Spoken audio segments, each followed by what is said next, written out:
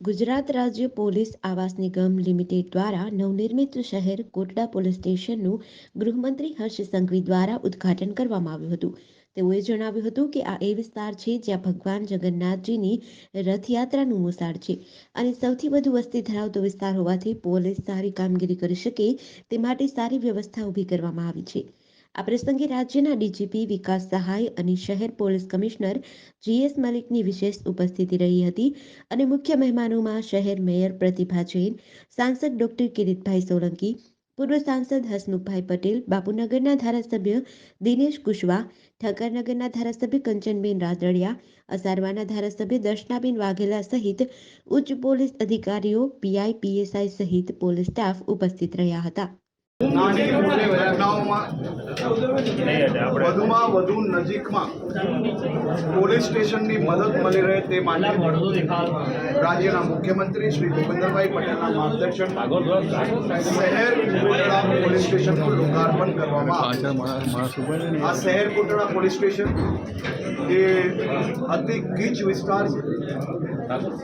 અમદાવાદ ભગવાન જગન્નાથજીની રથયાત્રા જે દેશભરના નાગરિકોની આસ્થાનું કેન્દ્ર છે। એ ભગવાન જગન્નાથજીની રથયાત્રા જે સરસપુરમાં આપણે સૌ લોકો જાણીએ છીએ કે મામેરું જ્યાં ભરાતું હોય છે એ સરસપુર વિસ્તાર બી આજ શહેર કોટડા પોલીસ સ્ટેશનમાં આવે છે।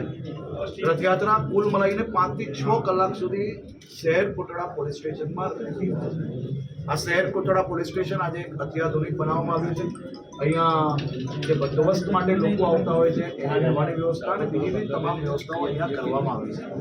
આ પોલીસ સ્ટેશન થકી મને વિશ્વાસ છે કે આ વિસ્તારના સૌ નાગરિકોને નાની મોટી તકલીફોમાં મદદ ઝડપથી મળી રહેશે અને એમને કોઈ બી પ્રકારની દૂર તક પોતાને મદદ મેળવવા માટે નહીં જવું પડે તે પ્રકારની વ્યવસ્થાઓ અહીંયા ઊભી કરવામાં આવે છે। નસવાડીવાળા મુદ્દે શું કહેશો? તપાસના આદેશ આપે છે, ખરે કાર્યવાહી છે તેવું પણ આપણે સંપૂર્ણ કાર્યવાહી છે અને મુખ્ય ગુનેગાર પકડાઈ ચૂકેલા છે।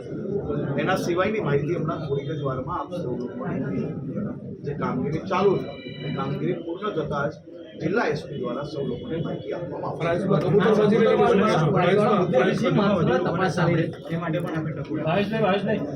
પોલીસ હોય કે પ્રજાના ચૂંટાયેલા પ્રતિનિધિઓ, લોકોની તકલીફ સાંભળવી આપણા સૌનું ફરજ છે અને એ ફરજ અદા કરવા માટે મારો હંમેશા પ્રયત્ન હોય કે રાજ્યના પ્રત્યેક પોલીસ સ્ટેશનના જે પોલીસ ઇન્સ્પેક્ટરો છે, જે એસીપીસ છે, ડીસીપીસ છે, જે ફિલ્ડ પર કામ કરે એ લોકોને સૌથી મહત્વની જવાબદારી છે કે જે પોતાના વિસ્તારના જે નાગરિકો છે એ નાગરિકોની તકલીફ, એ નાગરિકોની સમસ્યાઓ એ એમને ધ્યાનમાં હંમેશા હોવી જોઈએ અને એ ધ્યાનમાં ત્યારે જ આવે જ્યારે વધુમાં વધુ લોકોને મળે।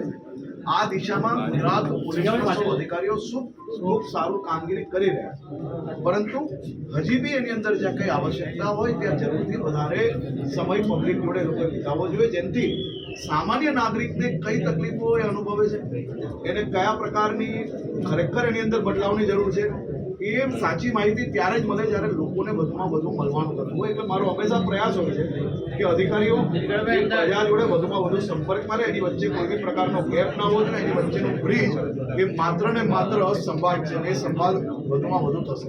જીડીસી ન્યૂઝ સાથે સંજીવ રાજપૂત, અમદાવાદ।